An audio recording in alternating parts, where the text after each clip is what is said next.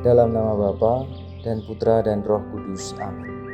Saudara-saudari yang terkasih, selamat berjumpa kembali dalam program Gema Paulus edisi Senin 16 Maret 2026. Bersama saya Romo Agustinus Anton Widarto OFM. Hari ini kita akan bersama-sama mendengarkan dan merenungkan Injil Yohanes bab 4 ayat 43 sampai 50. Tuhan bersamamu dan bersama rohmu. Inilah Injil suci menurut Yohanes. Dimuliakanlah Tuhan.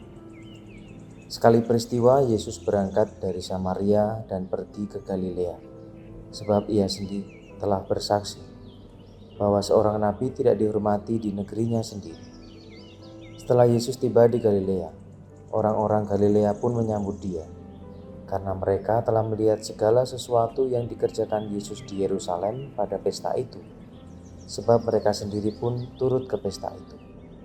Maka Yesus kembali lagi ke Kana di Galilea, di mana ia membuat air menjadi anggur.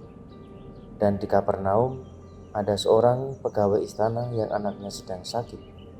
Ketika pegawai itu mendengar bahwa Yesus telah datang dari Yudea ke Galilea, pergilah ia kepadanya, lalu meminta supaya Yesus datang dan menyembuhkan anaknya, sebab anaknya itu hampir mati.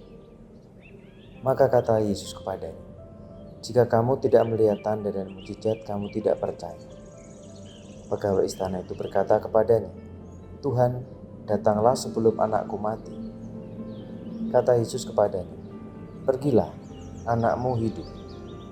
Orang itu percaya akan perkataan yang dikatakan Yesus kepadanya, lalu pergi. Ketika ia masih di tengah jalan, hamba-hambanya telah datang kepadanya dengan kabar bahwa anaknya hidup. Ia bertanya pada mereka, pukul berapa anak itu mulai sembuh? Jawab mereka, "Kemarin siang pukul 1 demamnya hilang." Maka teringatlah ayah itu bahwa pada saat itulah Yesus berkata kepadanya, "Anakmu hidup." Lalu ia pun percaya, ia dan seluruh keluarganya. Dan itulah tanda kedua yang dibuat Yesus ketika ia pulang dari Yudea ke Galilea. Demikianlah sabda Tuhan, terpujilah Kristus. Saudara-saudari yang terkasih, setelah membuat mukjizat dengan mengubah air menjadi anggur dalam perjamuan nikah di Kana, Yesus membuat mukjizat kedua, yakni dengan membangkitkan anak seorang perwira dari kematian. Dari sini semakin jelas bahwa kehadiran Yesus adalah untuk melenyapkan kematian dan membawa atau menganugerahkan kehidupan. Kematiannya di kayu salib pun dilakukan untuk mendatangkan kehidupan bagi kita semua yang percaya kepadanya. Oleh karena itu, kita semakin percaya bahwa bersama Yesus dan di dalam Dia selalu ada kehidupan.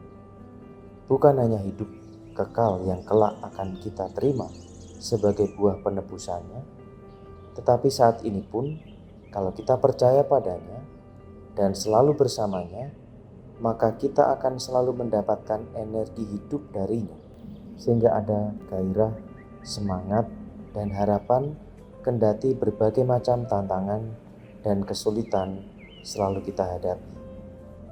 Dalam Tuhan, hidup kita akan senantiasa diperbarui sebagaimana Ia menciptakan langit yang baru dan bumi yang baru. Semoga kehadiran kita yang semakin percaya akan penyelenggaraan Tuhan juga membawa penguatan iman bagi orang-orang di sekitar kita, sama seperti perwira itu yang kemudian ia bersama seluruh keluarganya percaya kepada Yesus. Semoga semakin banyak orang percaya kepada Yesus akan kuasa dan pertolongannya, dan kita semua diselamatkan. Tuhan bersamamu dan bersama rohmu. Semoga saudara-saudari sekalian diberkati Allah yang Maha Kuasa, dalam nama Bapa dan Putra dan Roh Kudus.